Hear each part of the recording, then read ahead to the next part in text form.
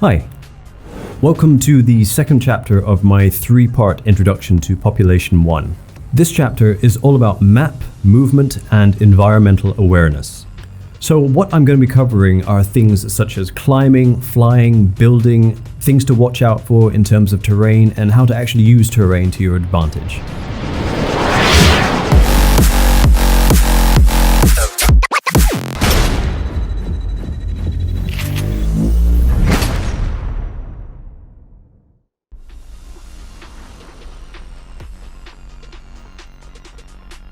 There would seem to be a certain knack to maxing out climbing speed.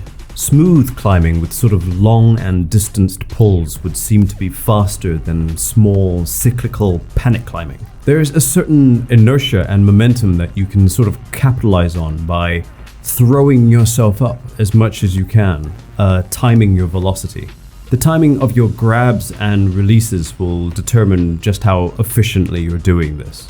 In order to make full use of this, there's a sort of sweet spot between when you last release and when you initiate the next pull. And that tends to be when you initially start to feel the momentum decreasing. This will probably start a landslide of people posting race times, which is a good thing. But I've included my own video of roughly how long it takes me to climb the main tower in the middle of the map, starting from ground level to the very tippy top. Be sure to post your record times in comments, please, because I am truly very interested to see what kind of superhuman times people out there can reach.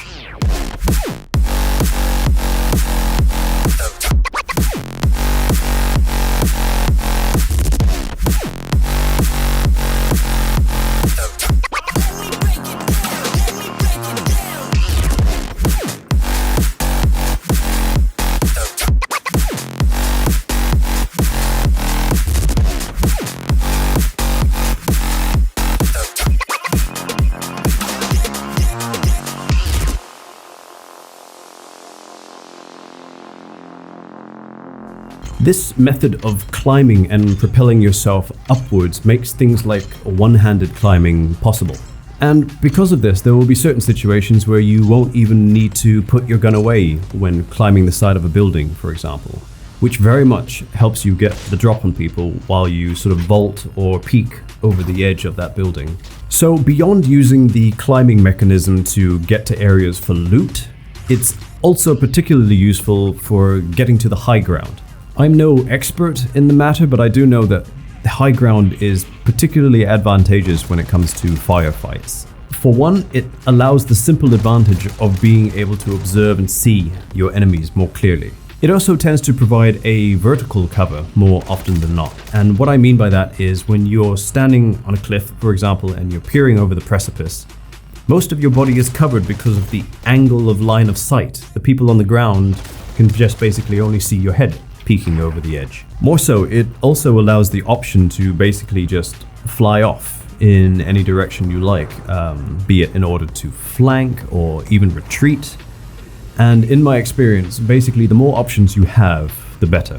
This is one to be careful about, however, because if you find yourself in a position where you have to fly off your high vantage point or ledge or whatever, because the zone is starting to close in on you, you might actually find that flying off turns you into a more vulnerable target, and this is something that we'll talk about more a bit later.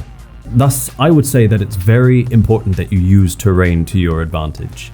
And the most important thing to bear in mind when considering the terrain is what sort of cover it provides.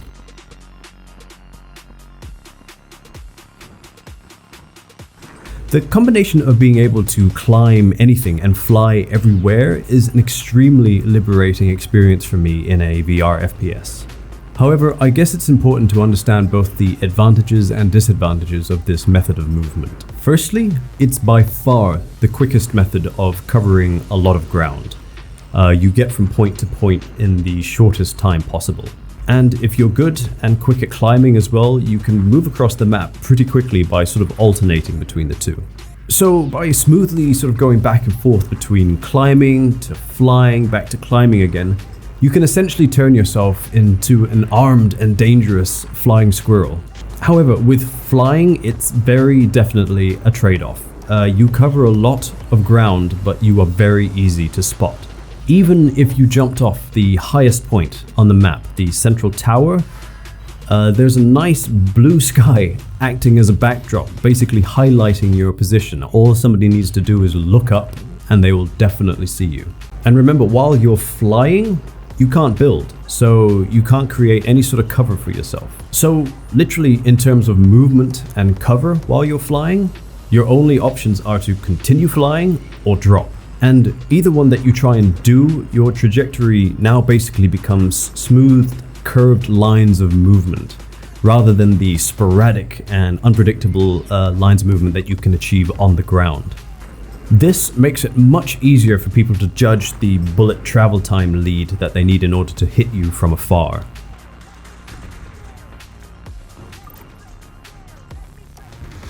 An important consideration is where and how you choose to drop at the start of each round. At the present time, it would seem that drop tactics are decidedly split into two. There are those that utilize the pods and actually pace their start, trying to maximize loot opportunity based on distance traveled and the surrounding enemies. And then there are those who race to the edge of the platform, completely ignoring the pods, who try and get to the ground as quickly as possible and to the closest weapon possible in order to blast their neighboring enemies off the face of the map as soon as they can.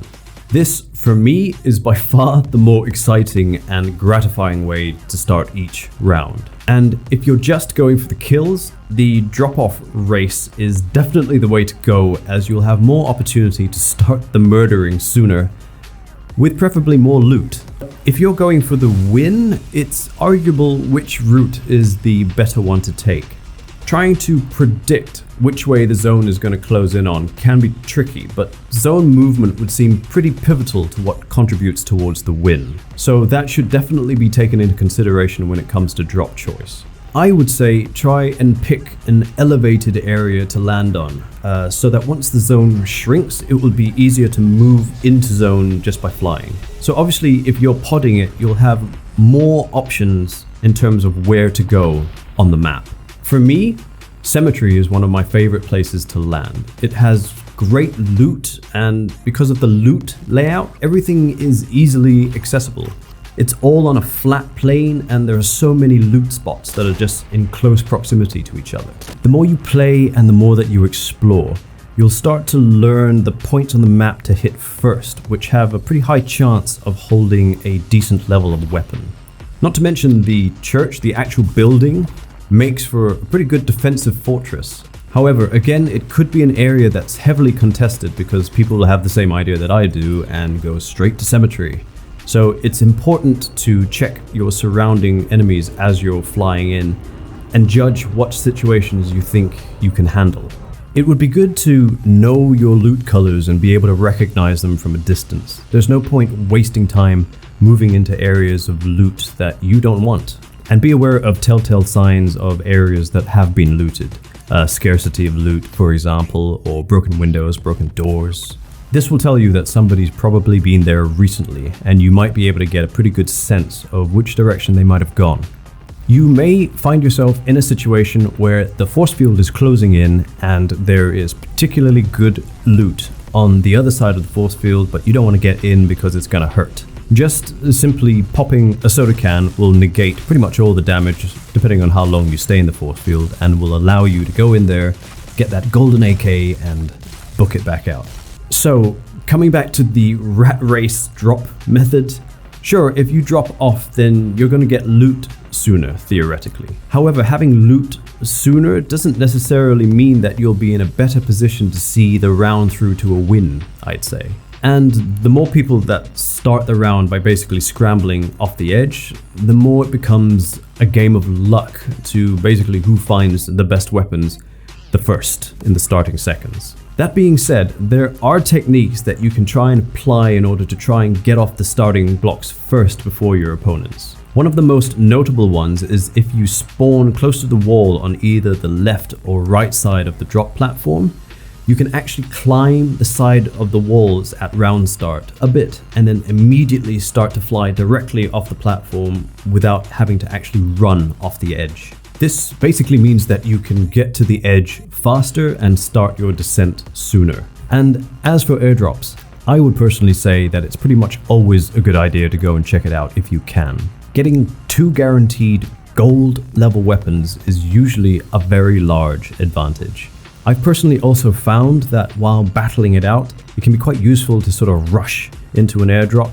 The difference between life and death really, as you pick up the 3 stacked shields that are there, I don't know how much ammo, and just giving you that level of survivability to sort of punch through to the end for the win.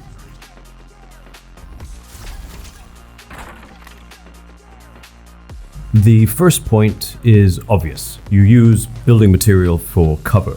The less of your body that's showing, then the less likely that they are to hit you. If it's just your head that's exposed, with the nature of weapon recoil, the bullet spread moving upwards, you're actually quite a hard target to hit, especially with automatic weapons. And remember, one placed wall will absorb, I think, about 120 points worth of damage. So that's quite a lot of cover. And if you find yourself in a situation where, for example, a nade appears right in front of you and you can't get away in time, placing down a wall will do the trick. Which leads to the next point. You can actually just use walls to escape. There will be times where your immediate environmental position puts you at a severe disadvantage, like just out in the open. Being able to manipulate and build your own cover basically means you can escape the position to live and fight later. This is particularly useful if you don't know where you're getting shot from and you just need to lay down a random line of cover to try and prevent anything else from hitting you. You can even just lay down building material by pointing over your shoulder and escaping at the same time. As for building for a superior vantage point, building can be used to reach a higher vantage point where there are no existing environmental structures nearby. However, I've never really personally found this to be particularly useful, especially when you can basically just destroy the whole structure just by taking out one of the supporting building panels. However, an example of this which is useful, I find, is if you're already up a large environmental structure and you need to set up shop in order to have both hands free in order to snipe or something like that. You can build a small, inconspicuous, flat platform to stand on, which will give you both cover and a nice comfy spot to stand.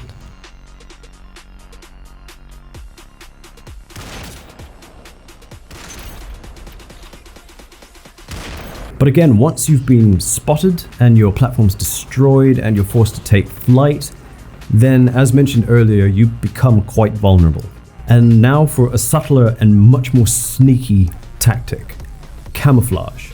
The idea here being if they don't see you and see your body, then they're much less likely to actually suspect that anybody is there. I've actually had a situation where I heard a squad approaching. So I quickly backed myself into a corner and I built a right-angled structure closing me in basically. And as they passed me by, they did have a look, but because they couldn't actually see me or see my body, they sort of dismissed the structure, especially since it was quite neatly blended in with the environment.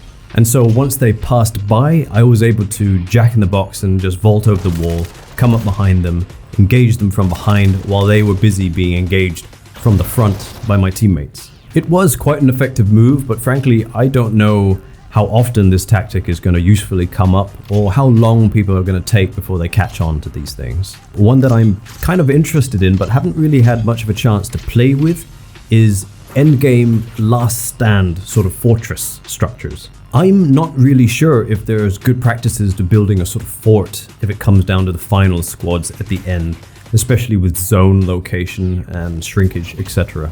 I would, however, be very interested in what your findings are. You know, what you think works, what you think doesn't work, whether you think it's worthwhile to build a fort or not. I don't know. And lastly, as for building tips, I came across a very interesting but extremely sneaky sort of trap that you can try and pull off, that we've lovingly called the spirit trap.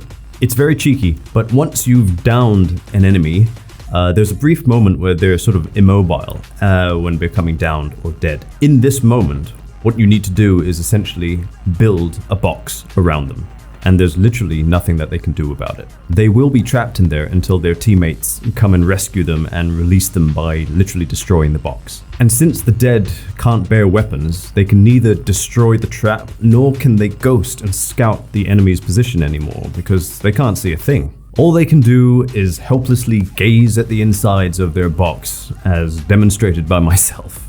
And finally, just a few general tips now. Footsteps and enemy interaction sounds. Listen out for these particularly carefully, as they can give you a very good idea of where the enemy is. Breaking windows or doors, you should be able to hear these sorts of things from quite a distance away, and they'll give you a very good directional indication as to where they're coming from. And if you're close enough, I think you can even hear the enemy getting hurt by the storm, which will give you more information as to where they are. However, I found, especially when it comes to footsteps, I've had to learn what volume means what distance away. Footsteps in particular make them seem much closer than they really are.